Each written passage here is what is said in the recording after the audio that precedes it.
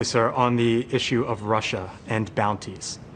If there's ever a scenario in which Russia puts a bounty on U.S. troops, how would you respond? First of all, they'd hear about it, but we never heard about it because intelligence never found it to be of that level where it would rise to that.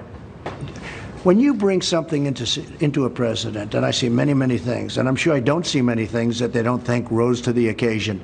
This didn't rise to the occasion. And from what I hear, and I hear it pretty good, the intelligence people many of them didn't believe it happened at all. I think it's a hoax. I think it's a hoax by the newspapers and the Democrats. So based on what you've been briefed, do you think it is? I agree with the intelligence people. I think, frankly, that many of the intelligence people didn't think it was something that even happened. And if it did happen, the Russians would hear about it, and anybody else would hear about it that was involved. There's never been anybody so strong, so good to our military. I've spent more money. We have a brand new, beautiful military. When I took over, it was depleted. It was a mess. And the greatest asset we have in our military is our men and women, our soldiers, our sailors, all of the people in our military. And I'm here to protect them.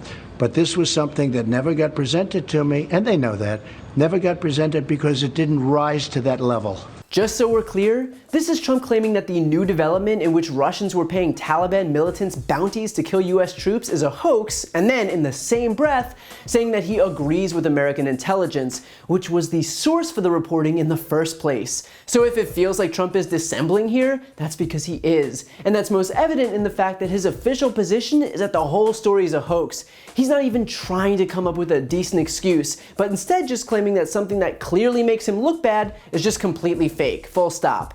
But here's the thing, the story has been confirmed by the New York Times, the Washington Post, Wall Street Journal, AP, CNN, NBC, and even Fox News.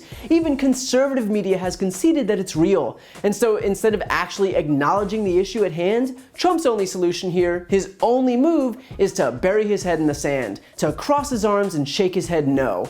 You would think that after employing this same strategy on coronavirus, which has now killed more than 130,000 Americans, he might realize that playing pretend hasn't exactly paid dividends for him. Consider too that it's already been confirmed that Trump received a written briefing in February detailing the operation. So not only does it exist, but it was literally handed to him in writing. And so either A, he didn't bother to read it because he has no attention span and because it didn't come in the form of a groveling monologue by Judge Jeanine, meaning that this is a dereliction of duty that has directly led to the killings of American soldiers, or B, that he did know and didn't bother to do anything about it because that would require actually standing up to Vladimir Putin and the GRU. Keep in mind, the GRU was the same Russian intelligence unit that interfered in the 2016 election to help Trump win. They were responsible for hacking into Democratic Party servers and then using WikiLeaks to publish internal communications, all with the express purpose of helping Trump get elected. And so is it really a surprise if Trump knew and yet didn't take any action against the group that literally fought for him in the last election? Keep in mind too that according to the New York Times, quote, officials developed a menu of potential options, starting with making a diplomatic complaint to Moscow and a demand that it stop, along with an escalating series of sanctions and other possible responses, but the White House has yet to authorize any step.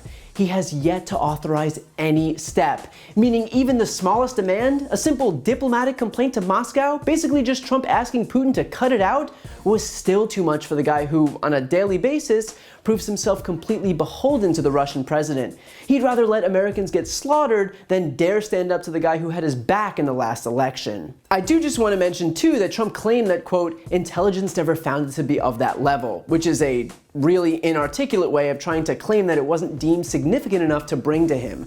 But here's the thing, we know this story. Look at the response. This isn't American soldiers getting sent the wrong size boots. This is Russia paying the Taliban to kill our troops. You don't need to be a 5-star general to realize how massive this is. And the response of the American people on both sides of the aisle is a testament to that. So Trump can try and gaslight us into thinking that this isn't, quote, of that level, but there is a reason why the whole country is infuriated as a result of it. And of course, Trump's only retort to all of this is that he increased funding to the military. That's what everything comes down to, money. So apparently, the fact that Trump increased funding is licensed to allow our servicemen and women to get slaughtered so that the boat doesn't get rocked with Trump's buddy Putin. I'm sure our troops will understand that Trump allowed bounties to get put on their heads with no pushback once he shows them a budget printout. That should totally do the trick. So Trump will do what he always does and pretend that the whole world is lying while he's the only one telling the truth, but the truth has already been laid bare. And that is that the commander-in-chief, whether through his ignorance or his cowardice, allowed the soldiers whom he's supposed to protect to get killed.